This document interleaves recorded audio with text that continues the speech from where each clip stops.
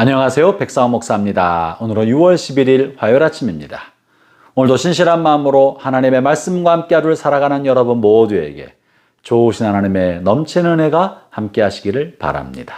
오늘 주신 하나님의 말씀은 사도행전 19장 8절부터 20절까지 말씀인데요. 오늘 본문의 말씀은 바울이 이제 에베소 지역에 와서 에베소 지역에서 복음을 전하고 바울이 전한 복음에 관한 에베소 지역 사람들의 반응에 대해서 다루고 있습니다. 바울은 세 차례의 전도 여행을 다녔는데 바울이 다녔던 많은 도시들 중에서 아마도 가장 오랜 시간 머물렀던 지역이 에베소 지역이 아닐까 싶습니다. 사도행전 20장을 보면 이제 다음 장인데요. 바울이 에베소 지역에서 3년을 머물렀다고 말합니다. 그리고 그곳에서 많은 제자들을 세웠습니다.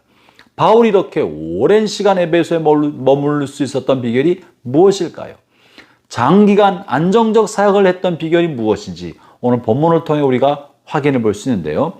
본문 8절부터 10절 말씀을 중심으로 주신 말씀의 은혜를 나누고자 합니다. 오늘은 우리가 마음의 괴로움을 겪게 될 때, 인간관계 안에서 우리를 괴롭히는 사람이 있을 때 어떻게 하면 좋을지를 좀 보고자 합니다. 8절과 9절을 읽어보겠습니다. 바울이 회당에 들어가 석 달 동안 담대히 하나님 나라에 관하여 강론하며 권면하되 어떤 사람들은 마음이 굳어 순종하지 않고 무리 앞에서 이도를 비방하거늘 바울이 그들을 떠나 제자들을 따로 세우고 두란노 서원에서 날마다 강론하니라. 바울이 안식일에 회당에 들어가서 석 달 동안 복음을 전하고 하나님 말씀을 전하였습니다. 적지 않은 사람들이 바울이 전한 복음을 받아들이고 바울을 따랐지만 또 적지 않은 무리들은 마음이 굳어지고 강팍해져서 바울이 전했던 복음을 받아들이지 않고 오히려 많은 사람들 앞에서 바울을 비방하고 험담하고 욕설을 하고 무시하고 괴롭혔던 것이죠. 바울이 복음을 전한 사람, 설교하는 사람, 가르치는 사람으로 있는데 사람들 앞에서 대놓고 비방하고 면박을 주고 반대하고 비판하는 말을 하였으니 바울의 마음에 얼마나 괴로움을 얻었겠습니까? 바울은 괴로움을 곱씹으면서 석 달 동안 이렇게 하였던 것입니다. 우리 마음에 괴로움을 주고 아픔을 주는 사람이 있을 때 우리는 어떻게 관계를 맺어야 할까요? 다행스럽게도 바울이 에베소 지역에서 복음을 전할 때는 데살로니가나 베레아나 다른 동네에서 벌어졌던 것처럼 극렬히 반대하는 유대인들은 없었습니다. 극렬히 반대하는 유대인들은 바울을 돌로 쳐 죽이거나 고발하여서 그 동네에 있지 못하게 했던 사람들이 있었던 것입니다. 극렬히 반대하며 생명의 위협을 느끼게 되었을 때는요, 바울은 즉시 그 동네를 떠났습니다.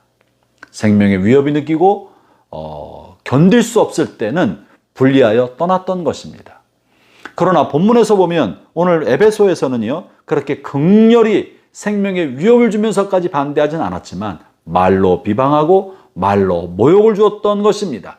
이럴 때는 어떻게 하는 게 좋겠습니까? 할 수만 했다면 주의 가르침대로 모든 사람과 화평하도록 끊임없이 참고 용납하며 끊임없이 품고 끝없이 기회를 주는 것이 좋지만 우리도 연약한 사람이기 때문에 우리가 이것을 끝없이 인내하며 감당하기는 어려운 거예요. 오래 참지만 영원히 참기는 어렵지 않겠습니까? 본문에 보면 바울은요, 석 달 동안 참았습니다.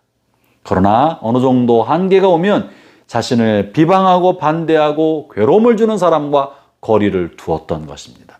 그래서 9절에 보면 그들을 떠나 비방하고 말로 괴롭히고 마음을 힘들고 괴롭게 하는 사람을 떠나 다른 곳에서 자신을 따르는 사람들을 모아서 복음을 전하고 말씀을 가르치는 일을 했던 것입니다. 그것이 두란노 서원인 거예요.